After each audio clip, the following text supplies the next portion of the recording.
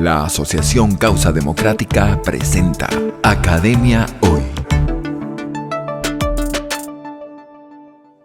Bienvenidos a este nuevo podcast Academia Hoy, un espacio de la Asociación Causa Democrática Iberoamericana. Hoy tenemos una invitada de lujo, muy especial, una amiga, Carmen Beatriz Fernández, quien es consultora política, profesora de la Universidad de Navarra, que está además terminando su doctorado y que ha analizado constantemente los fenómenos comunicacionales de la comunicación política y sobre todo la democracia como concepto y como modelo, que es el paradigma que está siendo cuestionado en Occidente. Y hay, por supuesto, episodios recientes como lo que pasó en Cuba, que generó un debate. A veces puede sorprender que después de 60 años de vigencia de una tiranía, de una dictadura que no tiene diferencia a dictaduras de derecha, tienen los mismos elementos, pero que todavía en el siglo XXI, después de más de 60 años de vigencia de la dictadura más longeva en el continente americano, haya un debate en élites españolas, europeas, latinoamericanas, un debate de si Cuba es una democracia o no. Pareciera que más allá del sufrimiento y el dolor que se ha acumulado en ese país oprimido durante más de 6 décadas, no ha habido un aprendizaje y uno se empieza a preguntar, Carmen, ¿será que esa élite cultural de Occidente que todavía reivindica a Cuba como una democracia conoce qué es una democracia, el significado? Y pudiéramos comenzar por ahí.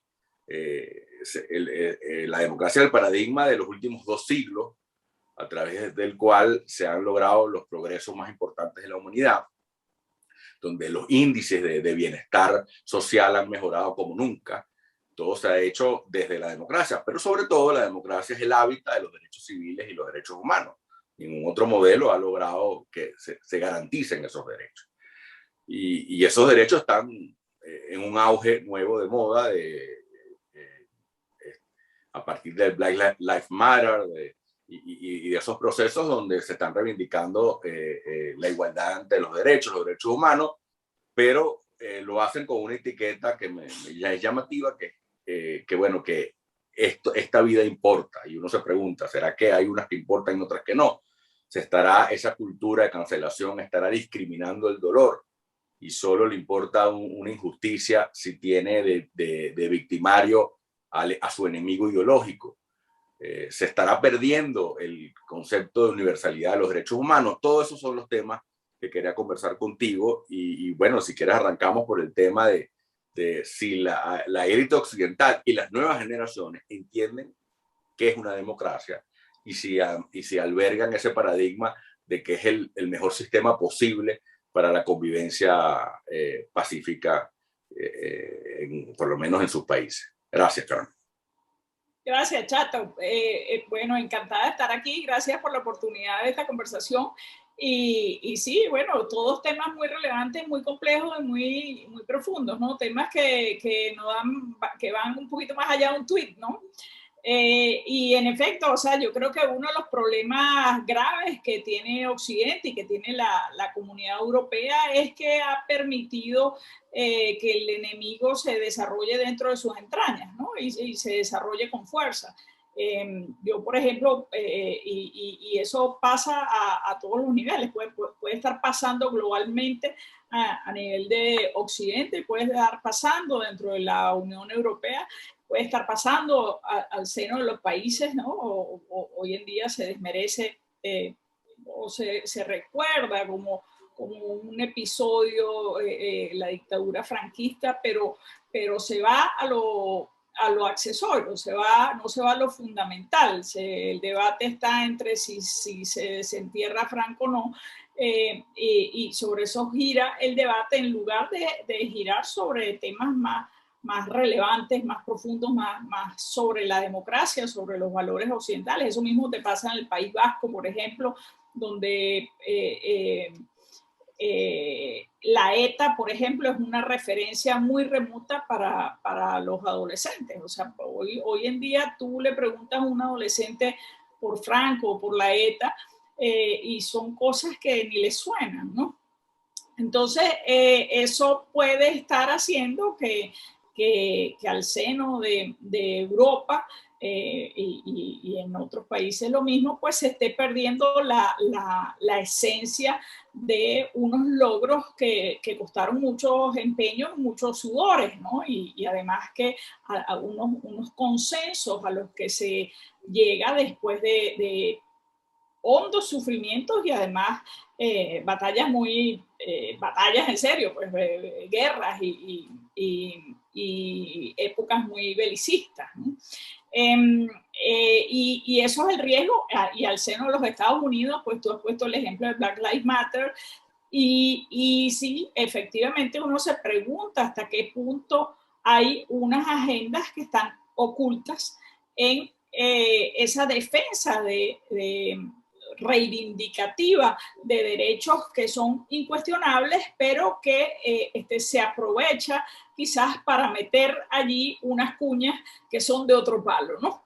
Y que van más bien en contra de Occidente y en contra de la democracia, porque al final ir en contra de la democracia es ir en contra del imperio yanqui, ¿no? Es ir en contra de los Estados Unidos. Pues por los Estados Unidos, el principal producto de exportación de los Estados Unidos a partir de fundamentalmente de los consensos globales, del orden global que se crea después de las guerras mundiales, es el principal producto de exportación fue la democracia, ¿no? Entonces, acabar con la democracia o hacer mella en la democracia es ir en contra de Occidente, es ir en contra del dominio de los Estados Unidos, y allí hay una razón, digamos, geopolítica, ¿no? Meter cuñas en ciertas agendas, ¿no? Que son incuestionables desde el punto de vista de lo reivindicativo, ¿no? Pero que uno se pregunta hasta qué punto están haciendo mella y están metiendo elementos que no son propiamente de esa agenda.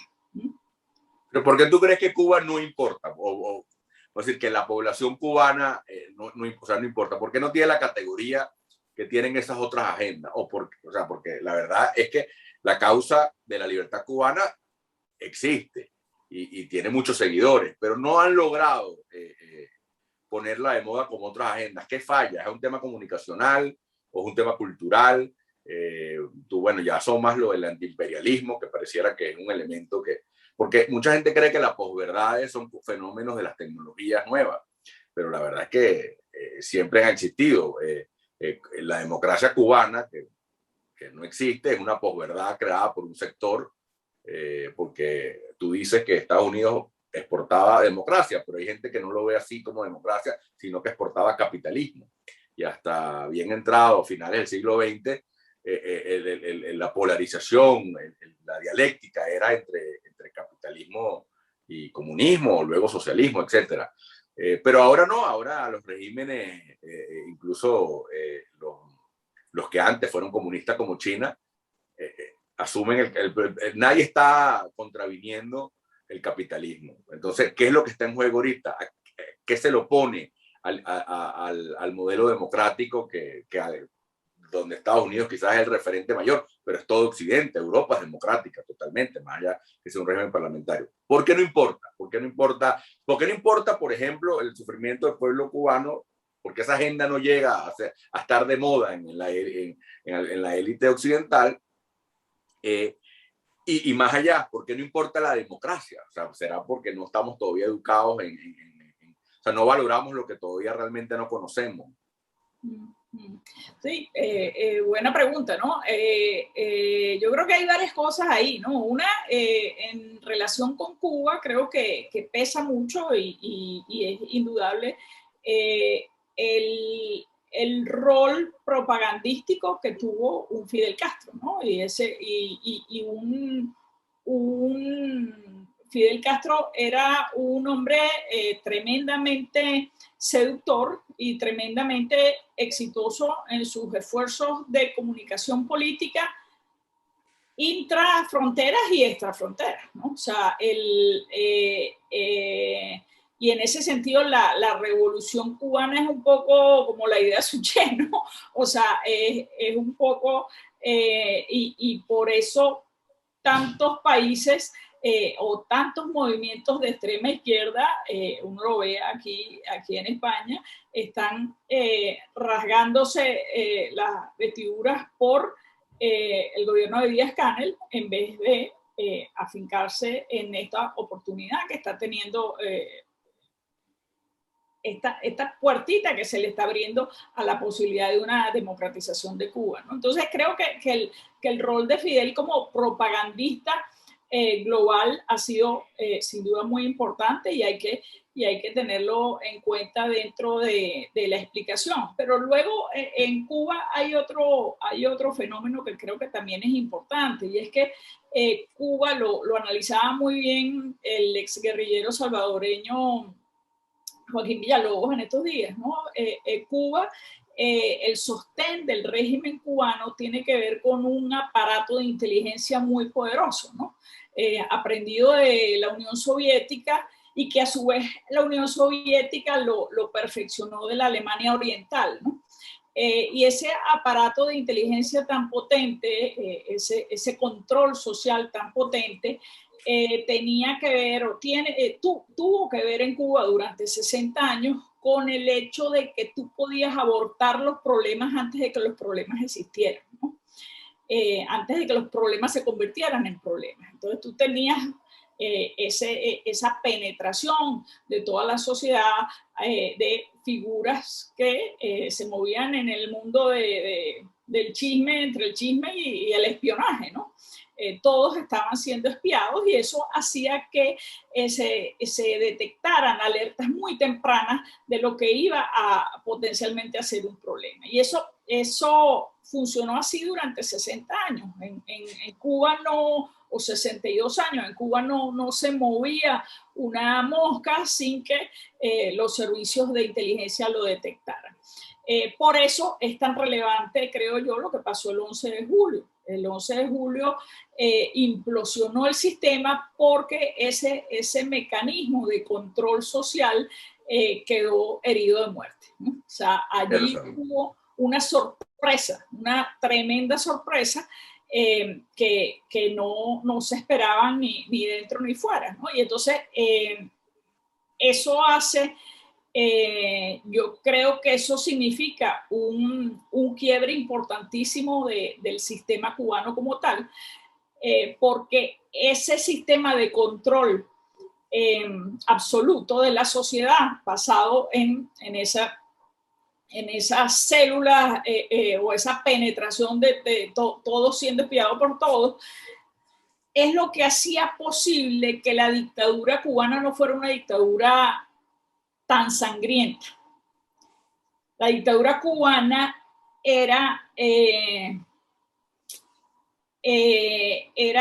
se aplicaba crueldad al detal, no al mayor. Selectiva. Muy selectiva. Entonces, eso es compatible con las divisas del turismo, por ejemplo. O sea, tú podías ir a Cuba con la conciencia tranquila, porque era tremendamente al detal esa crueldad. Eso cambia el 11 de julio y eso obliga a la nomenclatura cubana a tomar una decisión. La nomenclatura cubana está ahora evaluando si abren espacios o si cierran la dictadura y hacen una dictadura mucho más cruenta. Esa es la decisión nada fácil que tiene ahora Díaz-Canel y que tiene la nomenclatura. Porque claro, el sistema tal como estaba ya no funcionará más. La verdad es que cuando el mundo volteó, ahora Cuba se da cuenta que ahí no hay un señor de apellido Castro, que hay un señor que se apellida Díaz-Canel, que más gris no puede ser. Y en Venezuela tenemos ya 6 años con un heredero de Chávez, que bueno, que era risible al principio. Entonces uno se empieza a preguntar, que son modelos como que los sostiene algo que va más allá de esos hombres históricos, carismáticos, excepcionales, y que son capaces de mantenerse con cualquiera. con cualquiera, porque decir Maduro, decir Díaz-Canel es cualquiera.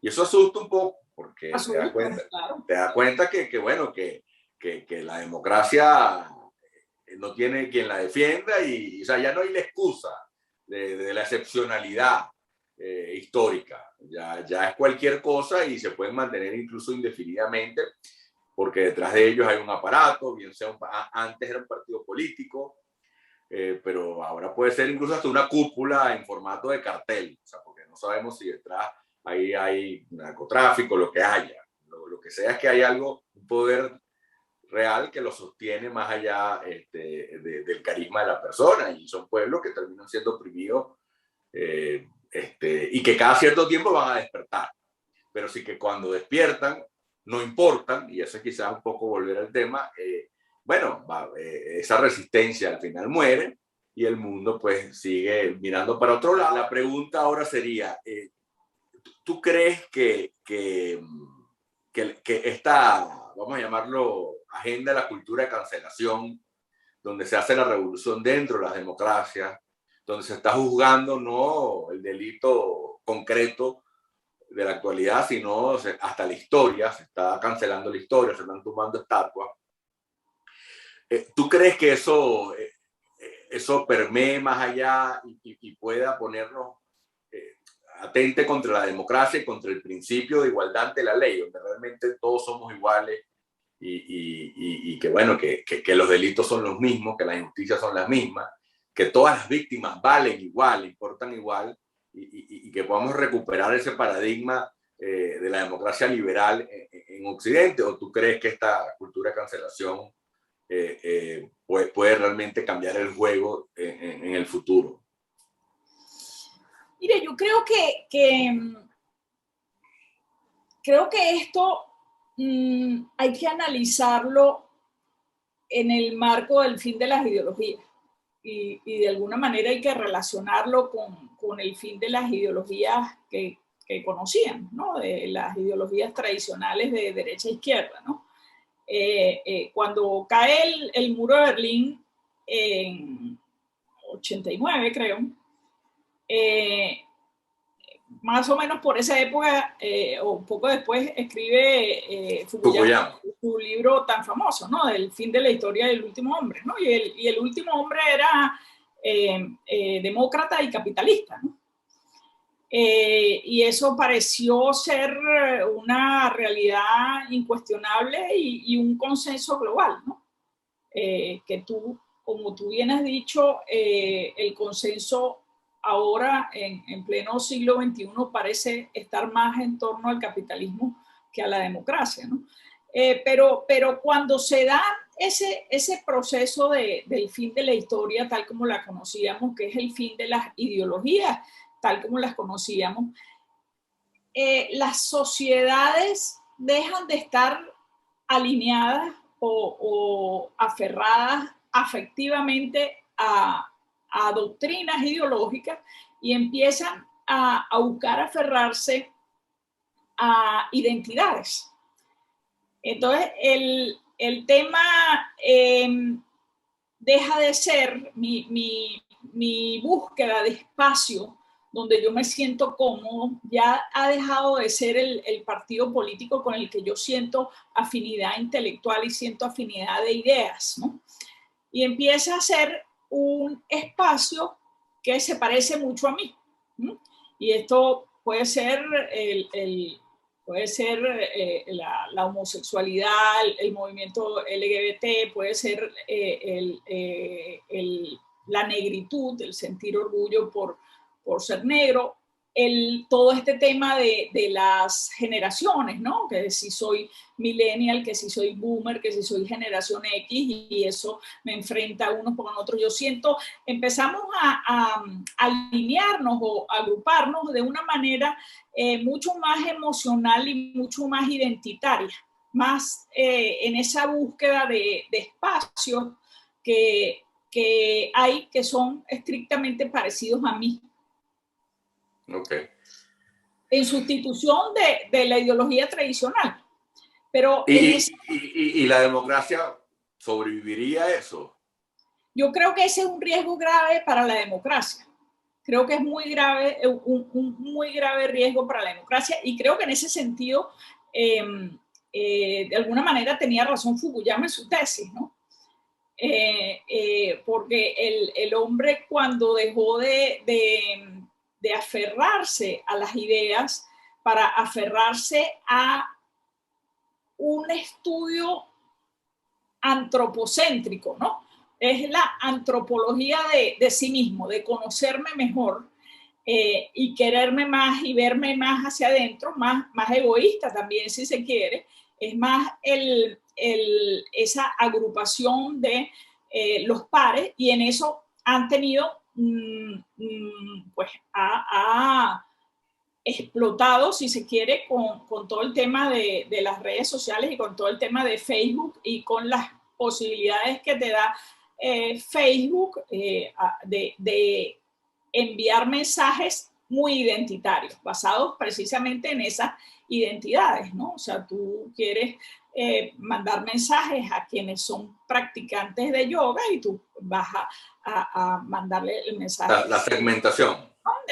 La hipersegmentación tiene que ver con esa afinidad que están buscando las sociedades por la propia identidad, de encontrarme a mí en mi propia identidad y no relacionarme con las identidades paralelas, ¿no? O sea, los partidos políticos tradicionales, o los partidos políticos que conocíamos, que eran policlasistas y tenían mucha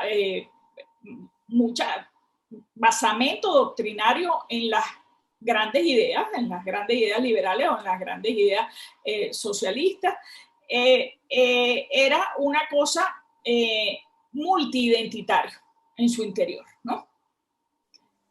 Entonces, eso pareciera que se está perdiendo, y lo que está más de moda, digamos, son los islotes, la pertenencia a unos islotes de identidad a los que yo reacciono con una afinidad muy emocional. Y la cultura de la cancelación tiene que ver con esas respuestas muy emocionales a los planteamientos, a cualquiera. Yo reacciono con ira, con una ira poco explicable si no es desde la perspectiva emocional, cuando me resiento contra J.K. Rowling, ¿ves?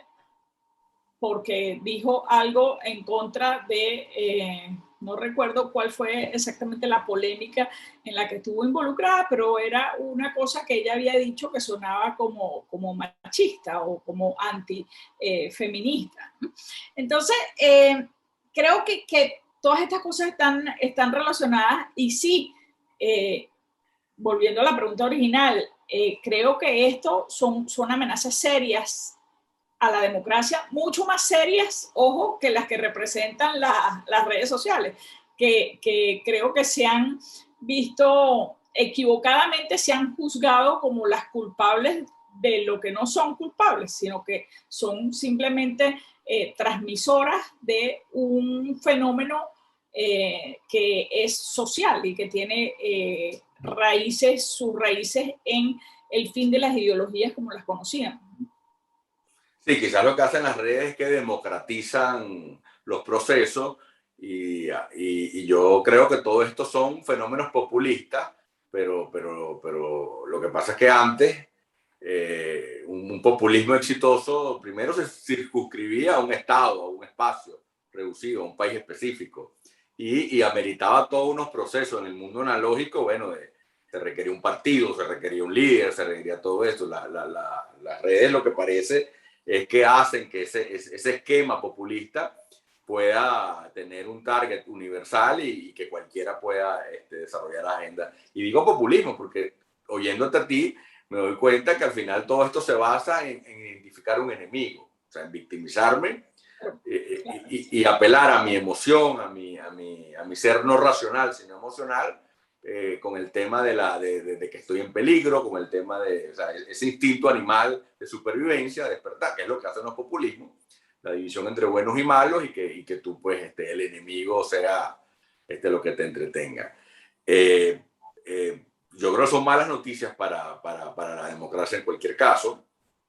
Y sí me llama la atención, y quería terminar por Latinoamérica, porque sé que además es un tema que te apasiona, de Latinoamérica que todavía no resolvió la Guerra Fría del siglo XX, o sea, que todavía quedó como que no pasó esa página y quedó en medio del código. De hecho, Cuba es una herencia, en mi opinión, de la Guerra Fría del siglo XX.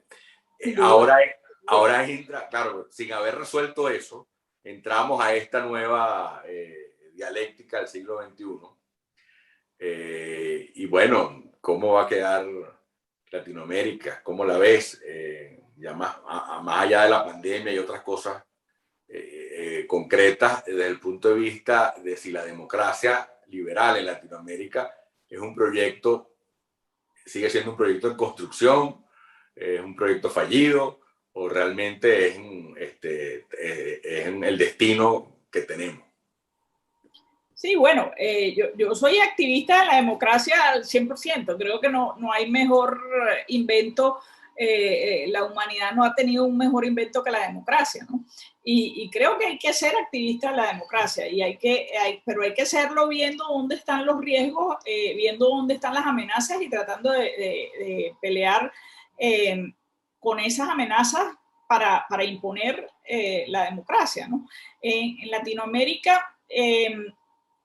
creo que Latinoamérica está quedando como claramente como el continente más golpeado por la pandemia, ¿no? La pandemia se ha ensañado de una manera demasiado cruel contra Latinoamérica.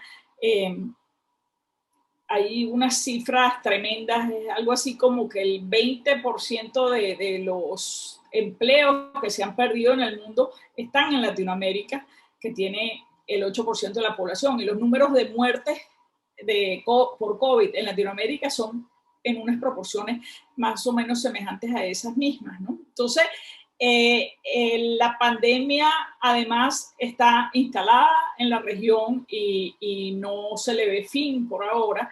Es muy probable, o con toda seguridad, seguirá Latinoamérica conviviendo con la pandemia durante el año 21, pero muy posiblemente durante el 22 y quizás durante el año 23 también. La pandemia dejará un continente que ya era muy desigual, lo dejará aún más desigual. Entonces, en un continente con tanta desigualdad, es muy fácil que unos discursos y unas propuestas políticas basadas en equidad triunfen. Y la equidad, yo creo que la equidad es buena en sí misma, pero puede ser un concepto políticamente muy peligroso cuando tú lo enfocas en ricos contra pobres, ¿no? Y ese ricos contra pobres es muy fácil hacerlo malos contra buenos, ¿no? Entonces creo que la desigualdad creciente de Latinoamérica va a obligar a que los discursos políticos de izquierdas y de derecha se centren más o se enfoquen más en cómo resolver el problema de la inequidad.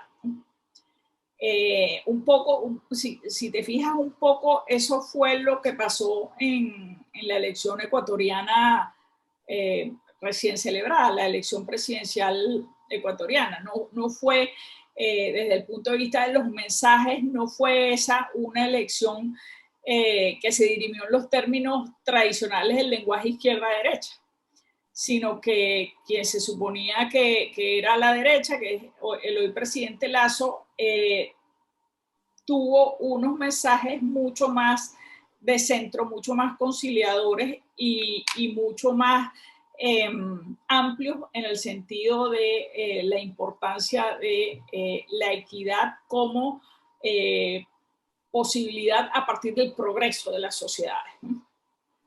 Okay.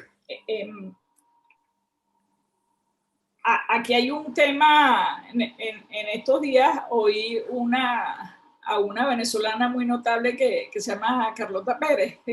Creo que ustedes la tuvieron, ¿no? Sí. Sí, extraordinaria. Muy buena. Y ella decía que la izquierda tiene tradicionalmente dos compañeros de ruta, ¿no? Dos tipologías en los compañeros de ruta, los que plantean el amor a la humanidad y los que plantean el odio a los ricos. Entonces, esos dos perfiles prototípicos de la izquierda están muy presentes en Latinoamérica. Y dependiendo de quién lidere, digamos, los procesos, vas a tener unos resultados tremendamente distintos, ¿no? Unos que pueden ser muy positivos y otros que pueden ser absolutamente nefastos, ¿no? Sí, por eso te digo, ese conflicto de pobres contra ricos pareciera que es el siglo pasado que nos quedó en Latinoamérica, pero ya en el primer mundo occidental, al contrario, más bien las celebridades, los ricos y famosos y celebridades, en la medida que pongan el hashtag Black Lives Matter, ellos son buenos. Vamos a decir, el tema ahora en el primer mundo no es el dinero, ni el capitalismo, porque ahí no hay contratesis, pues pareciera que ya está claro que no hay contratesis, porque a China renunciar al comunismo y abrirse al capitalismo, pues pareciera que ese formato de Guerra Fría se superó, pero quedó en Latinoamérica enquistada como un museo. Entonces ahora se nos mezclan. El mejor ejemplo es Maduro, pues, o sea, Maduro Maduro y la nomenclatura venezolana son de un anacronismo discursivo que eso ya no se veía sino en los libros, ¿no? Sí, reivindicar a Stalin no es algo que lo van a conseguir en Europa en ningún lado, ni en Rusia lo va a conseguir. La reivindicación está en el contrario. Pero bueno, sí, estamos anclados en ese pasado fosilizado, pero entonces ahora viene toda esta nueva cultura que aunque contradictoria, pues va a seguir generando, en todo caso, diferentes formas de populismo. Oyéndote a ti, obviamente, todo esto está asociado como que a una crisis de la razón, ¿no? O sea, que sea la emoción lo que rige ahora las conductas y los planteamientos políticos se basen en ella, en lo cotidiano, en lo cultural. Pero estamos también en el siglo donde estamos viendo a ver cuándo llegamos a Marte, hablando ya de inteligencia artificial. O sea, vamos a decir, la ciencia, la razón sigue trabajando. Hay una vacuna para el COVID. O sea seguimos viendo un mundo donde la racionalidad es lo que lo mueve. Entonces, a mí me preocupa, y por eso es que yo creo que hay una agenda detrás de esto, es que es una sociedad que involucionó a su imagen inconsciente, emocional, pero que la lleva a un mundo donde la ciencia y la razón sigue definiendo las cosas. Entonces, será una sociedad totalmente divorciada de sus retos. O sea, si aquí estamos hablando no sé, del tema del genoma humano, o sea, estamos en un momento de revolución científica que todo es producto de la razón, como fue la revolución industrial, ahora esta nueva. Si nos convertimos en animales emocionales, bueno, pero en un mundo regido por la razón, entonces pareciera que va a haber una élite que lo controla todo y que la masa ni siquiera se dará cuenta. Te quería invitar a reflexionar sobre eso. Entraste en el borderline de las teorías conspirativas, ¿no? Ya está ahí, estamos ahí en la frontera. Pero más allá que no sea algo inducido, en todo caso, hay el fenómeno, es que ese mundo emocional que tú describiste, ¿cómo es compatible? En todo caso, te lo hago en términos de esta pregunta. ¿Cómo es compatible con que estamos también en el siglo donde vamos a dar un despegue científico y tecnológico que es todo basado en pensamiento científico, a la racionalidad, a saber dudar en vez de creer en dogma? Entonces, quería preguntar sobre la compatibilidad de esos dos, del mundo real, pero la persona hacia adentro. Totalmente, totalmente. Y creo que has descrito muy bien la tensión. Esa es la tensión del 2021. Es precisamente esa la tensión, porque nosotros venimos de, en 2016 se acuñó 2017, tras las autopsias de las elecciones 2016, tanto el Brexit como de la elección norteamericana donde gana Trump, se acuña la palabreja esta de la posverdad, ¿no? Y la posverdad lo que significa es eso, o sea, la era de la posverdad se refiere a que son mis emociones las que me están haciendo a mí tener convicciones y no al revés. O sea, no es la razón la que me convence, sino que son mis emociones las que me hacen decidir cuáles de las evidencias creo yo, ¿no? En cuál de las evidencias quiero creer. Y eso se aplica sobre todo a la política, pero también a muchas otras cosas. Ante este quinquenio, digamos, a partir del 2016 hasta el año de la pandemia, había venido siendo así. Pero creo que la pandemia introduce en el mundo elementos que hacen más valerosa o más valiosa la razón y la razón científica. Entonces creo que la vuelta a la razón científica o la vuelta o darle mayor peso específico a la razón científica es un subproducto positivo que podría estar dejando la pandemia.